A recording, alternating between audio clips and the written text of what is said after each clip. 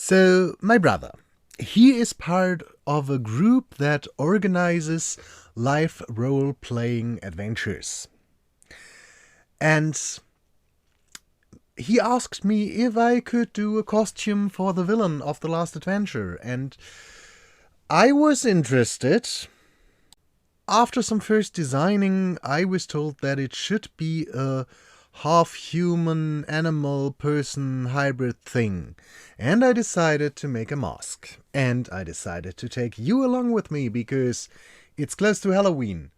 And it's a great thing for a costume. At least I think so. So, enjoy. Our starting point is this very aesthetically pleasing cast of my face from 10 years ago. For the sculpting part, I use regular, quite cheap clay. The one that you are originally meant to dry and cure in an oven. With a lot of water and some patience, you can get quite some nice effects and details. But let me tell you one thing, don't go too detailed, because we will cover this up with paper, and when you are doing too tiny details, they will get lost. So, basic shapes, bigger shapes, yes, of course, but you don't need to care about sculpting things like wounds or anything like that. That is something you can do afterwards when the paper layer is done. This is just the basic shapes, blocking them in with clay, and then as soon as they are done, covering them with paper. Quick thing for the cast. It was made by using plastered covered bandages. We covered my face with it, with some straws in my nostrils, because breathing is something you should keep in mind. Otherwise you will die. That is not a nice option. Yeah, and then I just filled the cast with plaster, and I had this cast of my face. For this first mask I'm making here, and yes, I did a second one, and that was the one they used.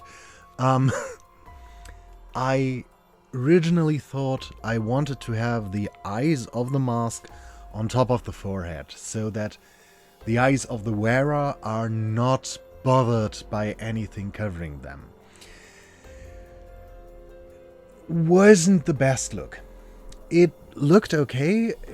The illusion was there, but as soon as you focused on the eyes of the player, yeah, it was obvious. So the second iteration was something where the eyes were covered.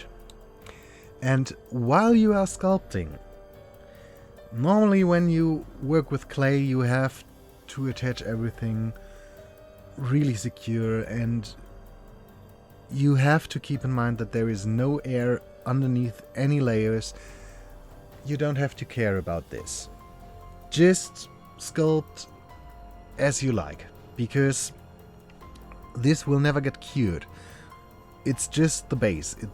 We just need it to cover it up with aluminium foil and then with paper. Speaking of the aluminium foil, try to get it as smooth on top as possible, and while doing that you can tear it apart a little bit. There is no need to have it in one complete layer.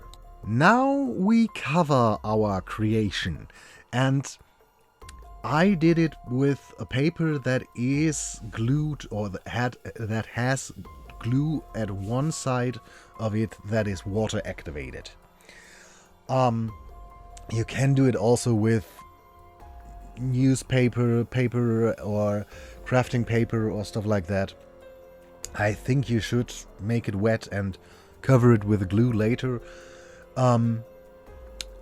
But yeah, this is the way I was told to do it, because I learned this technique from a professional person who makes masks for theaters and stuff like that. I lost the word. I think you know what I mean. As soon as the first layer is covered, there is one thing I learned that changed everything for me. Because this technique of putting layers of paper on top of something is nothing new, but using color to get the layers differentiated was mind-blowing for me. Because as soon as I paint this first layer and I put on the second layer, I know exactly where I was. Such a great thing. Such an easy thought. Such logical behavior that I am not able to think of on my own. Quite a bummer. After 6 layers of paper, I left it out to dry overnight, and then I watered down some white crafting glue and gave it a complete cover with it for another time, just to make sure that all the paper is staying where it should be. To cover the paper part, I now use a mixture out of wood glue, kaolin clay and water, and the kaolin clay is bought as a powder. I don't know if there is anything else available, but powder form it is. And yeah, you just mix it until you have a consistency that is similar to paint. I would say 1 by 1 by 1 is a good ratio just for as orientation. The great thing about this mixture is that you can sand it down quite easily, and normally I add up to 3 layers of it. If I wanted to add some more details, I would add them now before I add the other layers, so that it will be incorporated into the top layers. And as soon as everything is covered, you can sand it down one last time. For me, it was mainly the beak and the eyes that I sanded, because I knew the rest of it will be covered in feathers anyway. So, not very much reason to care too much for that area. While layering on the paper, you don't really need to take care of any edges. Maybe make them a little bit thicker, but as soon as you are done with the mixture part, you can cut it to the shape you want. And then remove it from your cast, remove any clay and the aluminium foil as much as possible, and you're good to go. That is the moment where you then start to cover the inside with the mixture of wood glue and kaolin clay and water. Water it was. And just to say it, take care that you cover the edges. It is not the biggest problem, if not, but it looks far cleaner. After that has dried and is sanded, you now are finally able to color your creation. And in my case, I decided that this mask will get a darker beak that is more grayish, blackish, and the eyes will be completely black. So I painted everything, and I painted the rest of the mask as well, because let's face it, I will cover it with feathers, and if there is some gap anywhere, it's nicer if there is something underneath.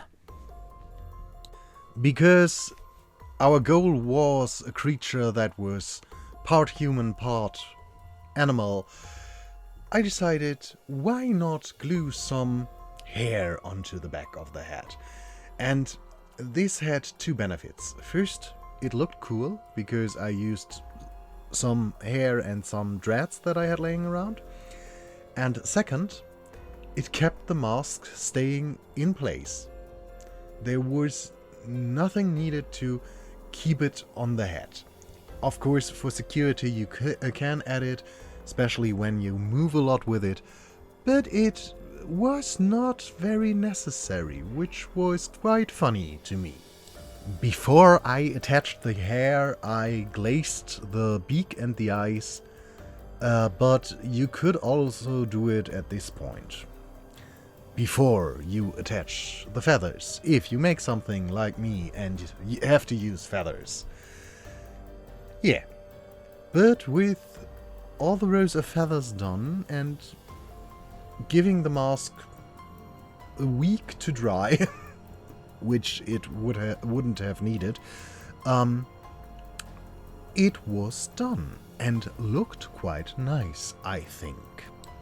Still, we decided, as I mentioned in the beginning, that the effect was lost a little bit, so I made a second mask, which you will see also. I really enjoy the look of the whole piece and of this technique in general. The paper and the mixture in the end, I think, gives a very nice build for a mask, or base for a mask. So if you do something like that, I hope you have fun with it, and if you like, we will see us in another video. Until then, bye.